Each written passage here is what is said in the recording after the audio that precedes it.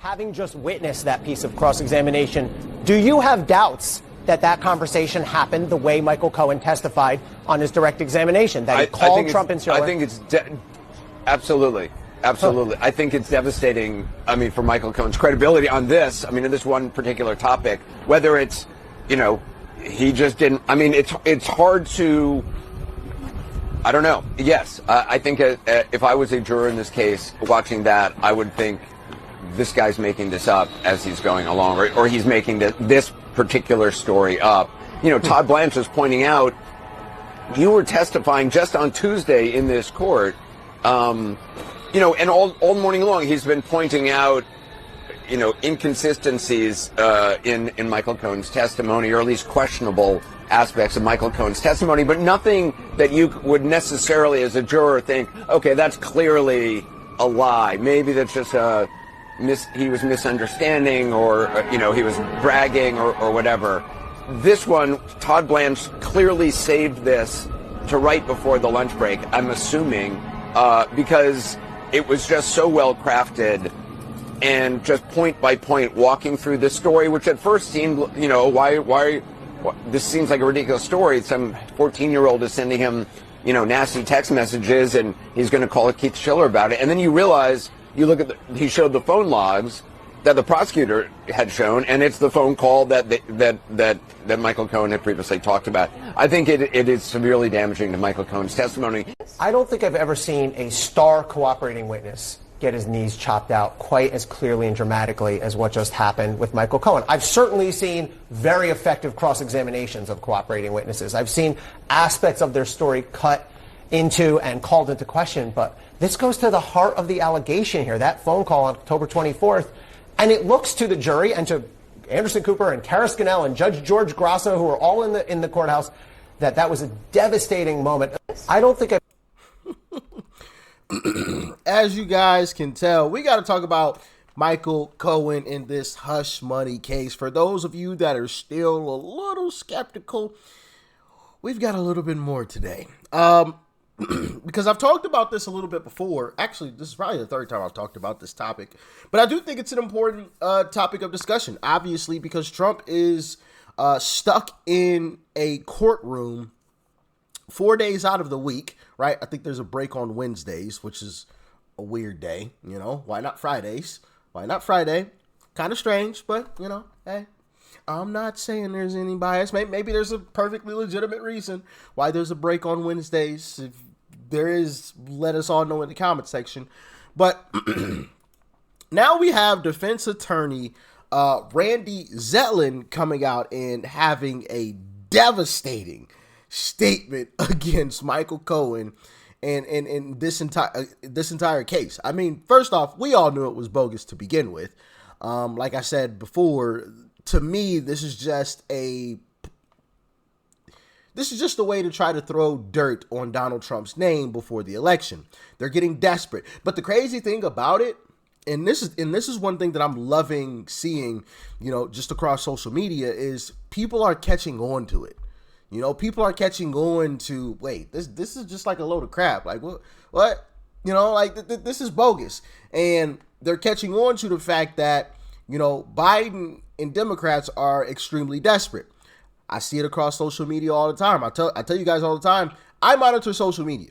When anything big political happens, I go to social media and I go to, what I would consider leftist pages, and I read through the comments, which I've shown you guys some of those comments previously in other videos. But I want to show you guys this Randy Zetlin clip on CNN, and man, it's all falling apart. Like, share, comment, hit that subscribe button if you are new, and let's dive in. Randy, thank you for waiting. Your turn now. Recoverable for the prosecution? No. Can I stop there, or do you want me to keep going? You can elaborate. You've earned the right to elaborate. Michael Cohen, thank you. Michael Cohen had one job to do, and that was to put Donald Trump in the room and to have Donald Trump part of the conversation concerning the making of false entries in the books and records of the Trump Organization in order to influence the election. False entries are the misdemeanor. elevated to a felony because it's in furtherance of another crime, which is election interference, election fraud. He had one job to do, and he couldn't do it on something so simple. Tell us about a conversation. And the worst part of it is on direct, he sounded so convincing. He sounded so smooth, so good. It was such a good day for the prosecution. Describes the conversation and then completely shoots the pooch where it looks like that conversation absolutely, actually never happened. Done. I will say this, as someone who spends a lot of time with these transcripts as part of my side hustle here, that conversation right there was actually only one of several conversations that Michael Cohen testified to. It was the shortest one, and it was the least perhaps important in telling the story about how, according to Michael Cohen, Donald Trump approved of the payments of Stormy Daniels, knew about how they were organized and whatnot. That call was on October 24th. On October 26th, Michael Cohen testified in great detail about a longer conversation he had with Trump where he talked about actually setting up the bank account. So does that no longer matter, that testimony, Randy?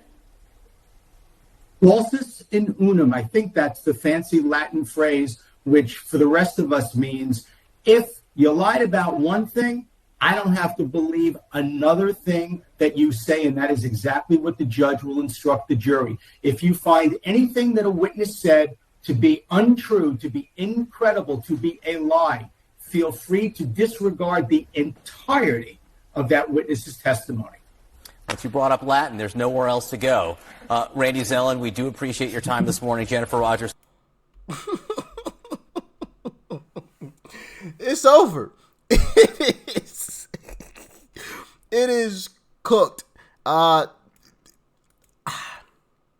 loving this, because like I said before, once again, we are proven right. We're proven right. Our track record of being right, it's extensive at this point. So after this election and Trump walks back into office, it's only going to grow, right? Because they say, oh, Trump's a dictator and Trump this and Trump that, and none of it's going to happen, right? This country's going to get back on the right track. When it's time for Trump to walk out and leave, he's going to walk out and leave the same way he did the last time, right? Which somehow they conveniently forget about. They forget about the fact that he left the first time, like he didn't stay, but all of a sudden, like he's this dictator. But anyway, it is going to be glorious to go down that checklist, right? When Trump's 4 years is finished and say, we were right, we were right, we were right, we were right, we were right. It's going to be insane. But, another thing that is interesting with this entire case is the fact that Democrat Dan Goldman admitted to something very interesting. Check out this clip. This is Democrat Congressman Dan Goldman talking about the Michael Cohen case. And I have deposed Michael Cohen. I have met with him a number of times to prepare him. So a Democrat congressman met with Michael Cohen to prepare him for the trial?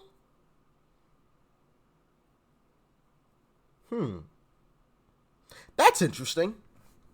Quite interesting. Now, why would such a thing be happening? I wonder. I think we all know the truth. Quite interesting that happens, but MSNBC was absolutely in a panic, which I showed you guys yesterday, was absolutely in a panic over Samuel Alito having an American flag flying upside down at his house. It's all of a sudden like this big ethics issue and it's the end of the world, but you've got Democrat congressmen preparing someone for a trial against a former president. That's quite interesting. And the judge, along with his daughter, that whole situation, donating to the Biden administration, the Biden campaign, and allegedly raising funds off of this entire situation. There's no ethics concerns with that, right? According to MSDNC. But There's ethics concerns when it comes to Samuel Alito flying an American flag upside down outside of his house. Right. I smell BS. But, hey, what do y'all think? Let us all know in the comment section below. Like, share, comment. Hit that subscribe button before you go. Peace and love. I'm out.